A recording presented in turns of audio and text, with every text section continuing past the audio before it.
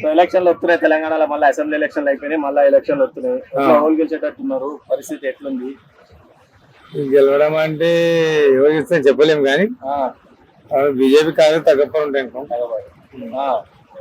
ఇటు బీజేపీ నుంచి ఈటల రాజేందర్ అండ్ కాంగ్రెస్ నుంచి చూసుకుంటే సునీత మహేందర్ రెడ్డి, ఎట్లుంది వీళ్ళ మధ్యన? ఇద్దరు బాగానే ఉన్నారు కానీ ఎక్కువ శాతం మెరిచేకైతే కాంగ్రెస్ కే స్కోప్ ఉందా? స్కోప్ ఉన్నట్టు కొడుతుంది బట్టి పరిశీలించాలి.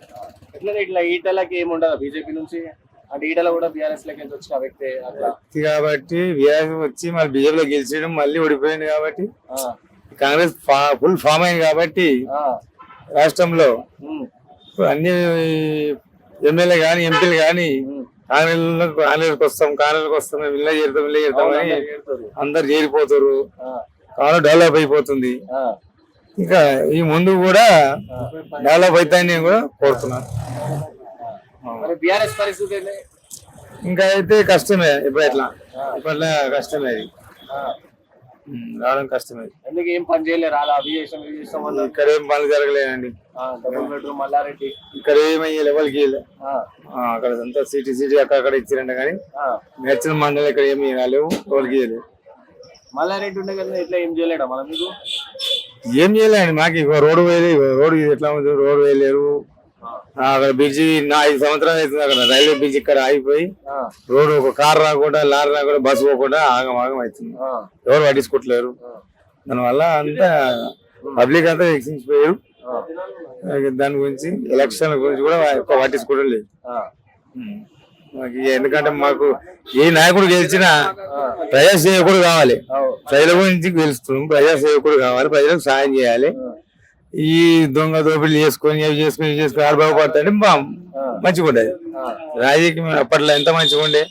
ఇప్పుడు వాళ్ళు స్వార్థం కూడా చేసుకుంటారు అంతా డబ్బులు సంపాదించుకోనికి. అలాంటి నాయకుడు మనకు అవసరం లేదు. ప్రజాసేవకుడు ప్రజల్ని కాపాడుతాడు కావాలి. ఇప్పుడు వాళ్ళు ఉన్నారు మన అసలు నాయకుడు అంటే ఇప్పుడు గెలిచినాక ఇప్పుడు ఇంకా అంటే చెప్పాను. ఇప్పుడు బీజేపీ ఉంది, కాంగ్రెస్ ఉంది. ఎక్కువ శాతం కాంగ్రెస్ వస్తే నమ్మకం ఉంది మాకు, అంతే. సెంటర్ లెవెల్ వస్తే మంచిగా ఉంటది. సెంట్రల్ లో బీజేపీ వస్తే మంచిగా ఉంటుంది. బీజేపీ వస్తుంది. మళ్ళా మోడీ కావాలంటారా? మోడీ కావాలంటారు. వస్తా మళ్ళీ రాహుల్ గాంధీ కూడా పిఎం అయితే అంటుండగా, మరి ఎట్లా చెప్పలేము. మనం చెప్తాం ప్రజల నిర్ణయం. ఎమ్మెల్యే ఎంపీలని మెజార్టీ ఎక్కువ ఉంటే గెలవగలుగుతారు. రాహుల్ గాంధీ అయితే మంచిగా ఉంటుందా? మోదీ పిఎం అయితే మంచిగా? ఎవరు వచ్చినా దేశాన్ని కాపాడుతారు కావాలండి.